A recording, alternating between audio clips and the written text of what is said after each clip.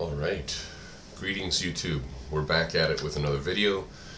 Today's video is going to be more of a commentary on a news release that Games Workshop has given to us through the Warhammer community website.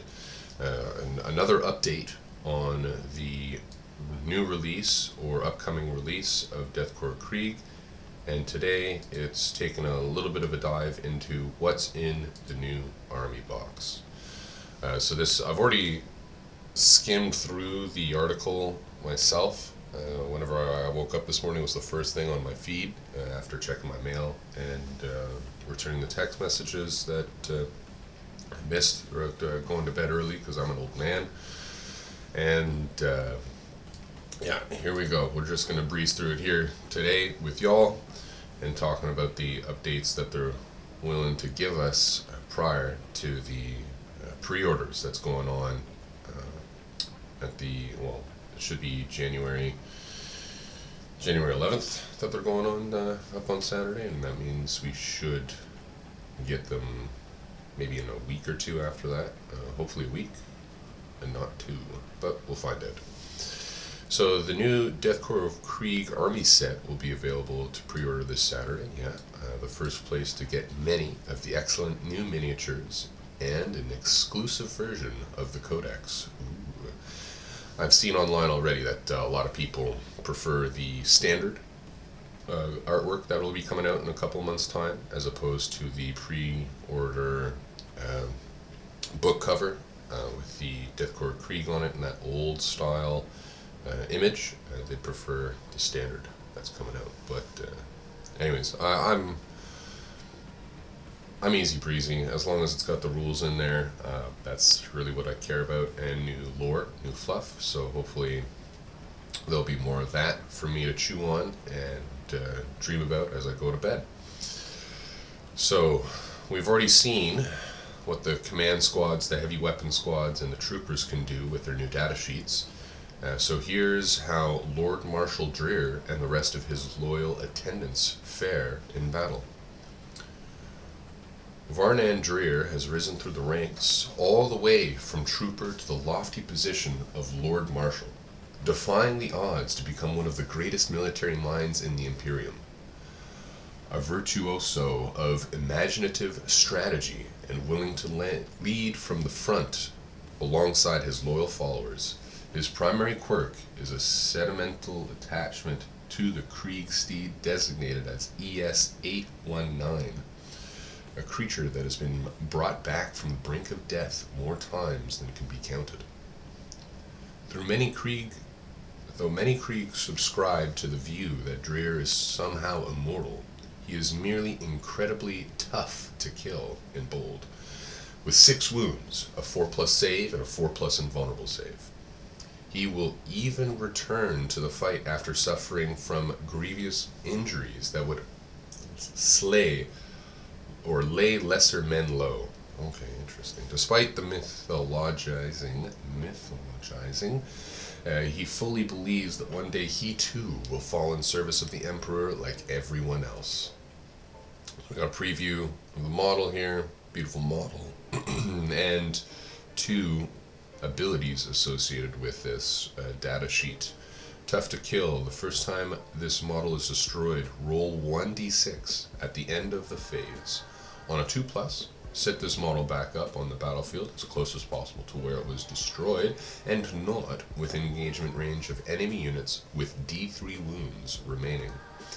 Knowing me, I'll roll the 1 every time. That's just how I roll.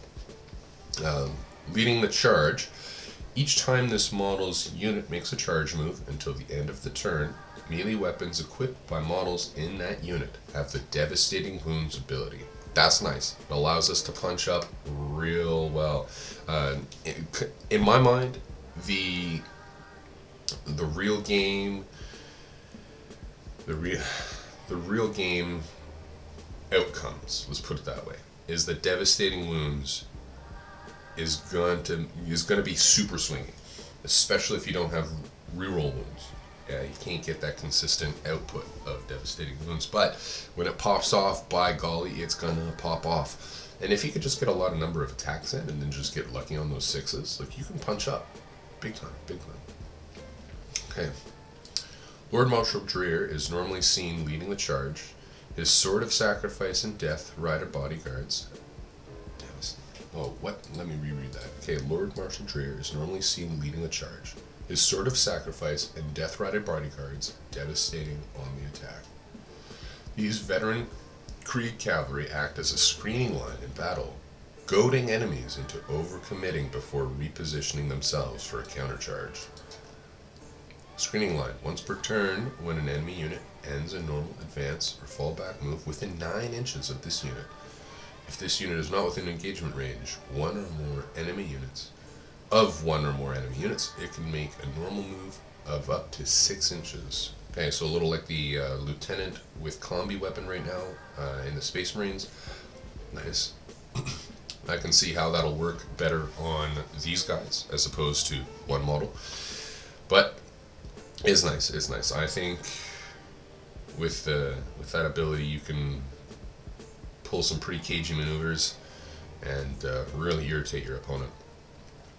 This is what I'm looking forward to the most, honestly, in the box set, is this indirect fire siege cannon. The multiple rocket launcher is going to be nice, as we see here, but I think the siege cannon is going to be where it's at. The Krieg artillery teams launch punishing blanket barrages, pulverizing infantry, vehicles, and fortifications alike. Each team mans one of 4 massive indirect fire guns with differently devastating effects. The siege cannon lobs D6 strength 12 AP2 shells, for instance, while the multiple rocket pod, or the multiple rocket launcher with its D6 plus 3 anti-infantry 3 plus explosives, is designed to shred infantry squads. So that's nice. I think even just after seeing the rules, I think the siege cannon will fare better in my list, at least.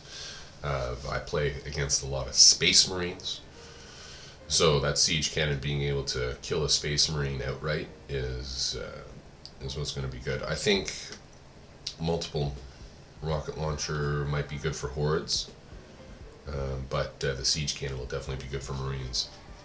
The Krieg combat engineers are master sappers who will range ahead of the battle lines with scouts 6 inches. As grenadiers, they can use the grenade stratagem for 0 CP and use their remote mine to sabotage enemy vehicles and fortifications. Grenadiers. Once per turn, you can target this unit with the grenade stratagem for 0 CP. Once per turn. That is good. I think I'm going to be using the grenade stratagem on these guys all the time, if I can. Oh, that's going to be sweet. Once per battle, at the start of your shooting phase, you can select one enemy unit within 12 inches of the bear and roll 1d6. On a 3+, that enemy unit suffers d6 mortal wounds, or d3 plus 3 mortal wounds instead if it is a vehicle or fortifications unit.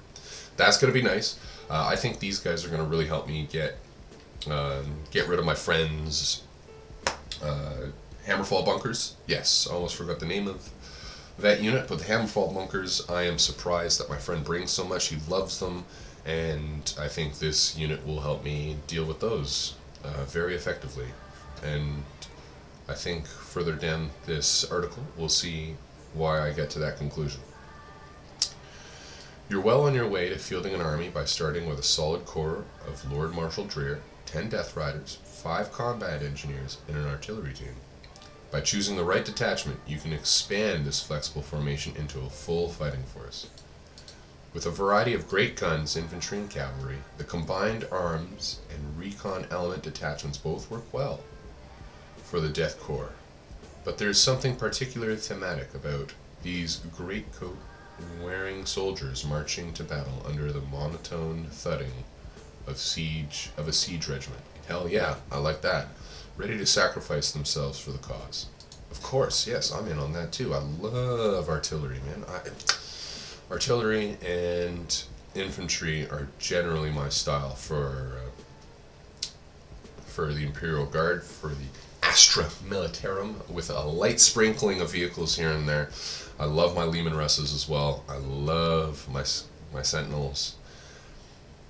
But yeah, our resident Krieger Joel has hashed out a plan for taking the army set to 1,000 points. Incursion force, an achievable starting point for a shiny new Astra Militarum army. Okay.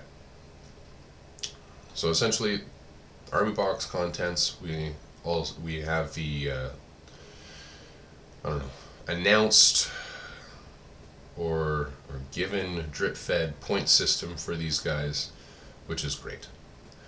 We already know how much some of these are just by looking a little further down. We know the Death Korps Krieg, might have gone down in points. I'm pretty sure they're 130 right now. If they're going to count these at 120, interesting.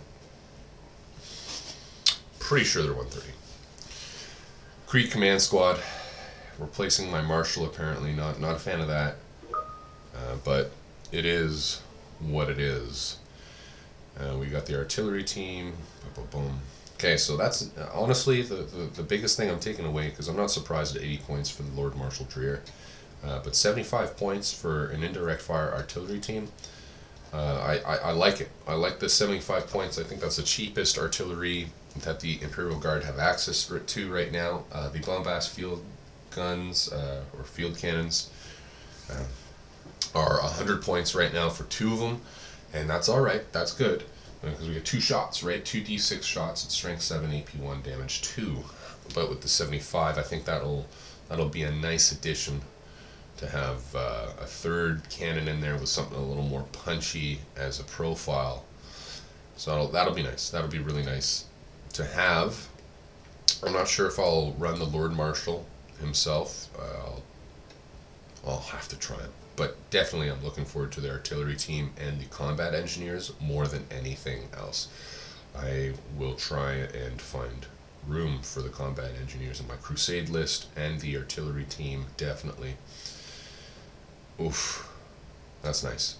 Okay, a chunk of infantry backed by a command squad and 2 Krieg heavy weapons squads will open up the new platoon synergies, while another artillery team and a Rogel Dorn battle tank, which you can Krieg up yours without much work, will provide the heavy hits.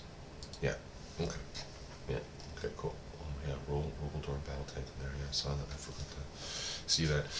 But yeah, okay, and they're even hinting at those last 15 points on a legacy sidearm or stalwart honors from the detachment enhancements. We don't know. I don't know what detachment this will be a part of. Siege regiment. Okay, all right, siege regiment. So there's two enhancements there that are apparently 15 points or less. So that's interesting. We'll see. Maybe legacy sidearm is just like +1 attack, +1 ballistic skill. Maybe. Maybe it's an AP. Maybe it's a ballistic skill on top of that. Well, we don't know until they tell us, right? Until we got our books in hand. But these are interesting. Many of Joel's building choices are personal preferences as they look and style of miniatures, allowing him to field a force with a strong theme, even if it means taking troops others might have leave behind. Okay, yeah, fair enough. But it is what it is. It's good. It's thematic. We like this 1,000 point list. I would play against that happily. But yeah, so that's pretty much it. Short, sweet Warhammer community update. I think it signals that we're in for quite a spicy book, seeing as how even the Death Korps Krieg went down by 10 points. I struggle to see the reasoning why. I think they're appropriately priced for what you're able to get right now, but I do think that this might go down, have gone down to 120 from 130, because we no longer have the Marshal to give them that 5-up feel no pain. And that 5-up feel no pain really brings out a lot of oomph, a lot of staying power, a lot of toughness. It just makes them so much more valuable than what they're costed at, and that's why I really love the Death Korps Krieg as they are currently. But judging by this, I think it hints that there's going to be a change, or the Marshal's no longer there. Anyways, I'll leave it with that. Thank you very much for joining me in today's video. Hope it found you well and in good health. Please consider liking and subscribing the video and commenting your thoughts below on what you hope to see from the upcoming book that's coming out in about a week or two, or what you would like to not see, no changes or whatnot. Anyways, so I'll leave it there. Again, please help your fellow battle brother out by subscribing, commenting, and liking the video, and sharing if you think that someone else would find some entertainment or value out of this little 16-minute segment. Anyways, I'll leave it there. Peace out. Keep on hobbying.